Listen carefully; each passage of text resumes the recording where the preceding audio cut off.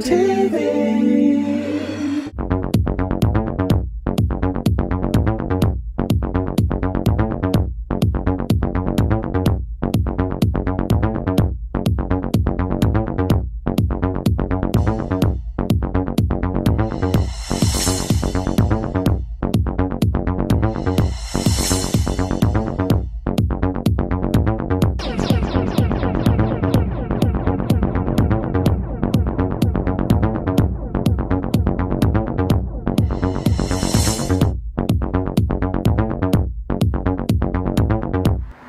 Welcome to 3LWTV. I'm Lionel Williams. I'm coming to you today on Martin Luther King Day outside of the St. Mark United Methodist Church here in Atlanta, Georgia. I am just about to head inside to attend the 9th annual breakfast honoring Audry Lorde and Bayard Rustin. And if you don't know who they are, I'm going to need you to get on that kind of right away. Yeah.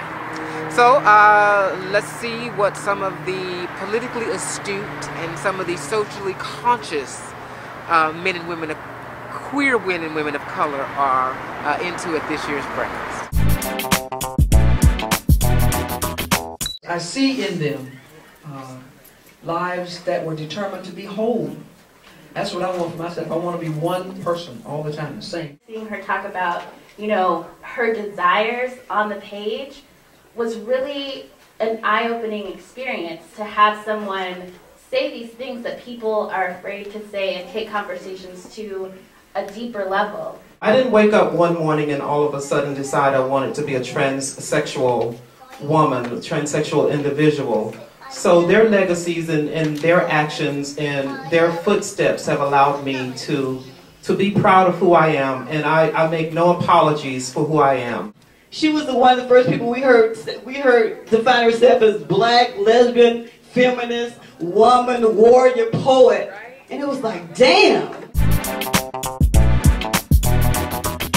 Dr. King said, nobody can ride you back unless you got it bent.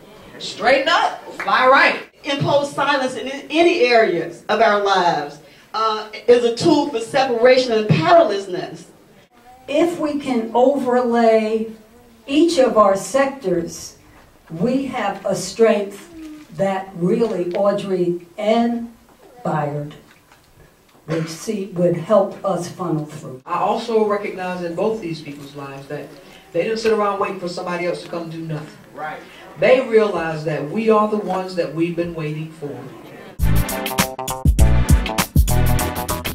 Joan Garner has been a community activist for 20 years, appointed as a senior advisor to the LGBT community under Mayor Maynard Jackson. When I started working in this community in 1987, I started working with the Human Rights Campaign Fund, but there were no African Americans involved in that movement. I found the African American and Lesbian Gay Alliance, ALGA, and they said, "Welcome home, sister." It has been requested to us that we offer a space for Mab Segrest in the work that she has done here in this community. Mab is an organizer, writer, teacher, active in the South since the late 1970s. I'm really honored as an out-of-towner to be here at MLK Day in Atlanta with you at the Lorde Rustin banquet. This is the epicenter of social justice movements in this country for a century. I just want to thank everyone in this room for your love and your support during my campaign for State House Representative. I see so many faces in here who were volunteers on so many different levels, who worked really hard to get me elected, and I just want to say from the depths of my soul, thank you, thank you, thank you. I always have found in my own life that queers of color are the most brilliant, the most strategic, the most stylish, and the sexiest folks to deal with. And that presence has been transformative in my life since I was a little girl in Tuskegee and saw white people acting in ways that made me think, these fuckers are crazy. And it's a particular configuration of white supremacy that people need to get freed up from. It is likely that there is no demographic in which the gay equality movement has made less progress in the last 10 years. In fact, black support for gay equality if not comfort with the mere concept of homosexuality, has likely fallen in recent years. In our community, because we are a community of people who've been put out, we're so afraid to put people out, even when they're destructive or really harmful. And so we've got to find a way to really address that. In our leadership, we need to make more spaces for people and programming where we deal with our stuff. We wanted to make sure that we uplifted that there are allies in the room of many cultural backgrounds and descent, of course, of indigenous, of course, of Latina, Asian, South Asian descent, and of European descent. For me, what I had to do was go out and find and make family who would love and understand. And they helped sustain me along with my spirituality. And I married well.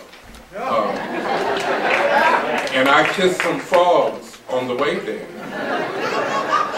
I ain't gonna lie. But I made a wonderful decision in that partner based on all that hell I had gone through with some of them other partners. My mother sustains me. She supports me, she loves me, she accepts me 100%. Also, I'm sustained by my almost 14-year marriage now to my husband. You have a personal relationship with your Creator. You don't have to worry about what someone else tells you that's wrong about your walk, your talk, or how you present yourself. Because I talk to my Creator on a daily basis, and you know, there's no judgment there. In 2010, I'd really like for us to bring the dialogue on aging into our conversations, into our spaces. I think that we can really create a new paradigm around aging. Now we see aging as a death and disease model. And it doesn't have to be that way. It's actually not that way.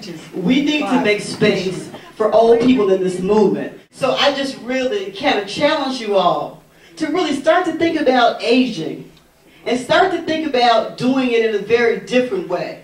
Start to think about, you know, where are the women and men in this community who are 85 and 90 years old and 70? What happens to the people who come out at 65 and 70 and 75? Are there any spaces in this community for them? We need to invite each other to our houses for dinner, you know, to our parties, to our workshops, to just hang out and just tell our stories. Because there's so much healing in that. January 30th, I'll be 50 years old. And I want to live half of my life with HIV. So I realize it is no small feat. It is not just a random fact that I'm here. I don't know exactly why I'm here, but I know it is connected somewhat to knowing my purpose and knowing my work. If you've ever been through something, they can't tell you nothing. Pat yourself on the shoulder, 'cause a lot of people don't make it over. If you've ever been through something, they can't tell you nothing. Pat yourself on the shoulder, 'cause a lot of people don't make it over. From Haiti we hear the cries around the world. We see the broken bodies, buildings jumbled, a structural collapse of comprehension. From where does help come? The weight of it all crashes down like a palace wall, a calamity of sadness, death sealing us in. From where does help come?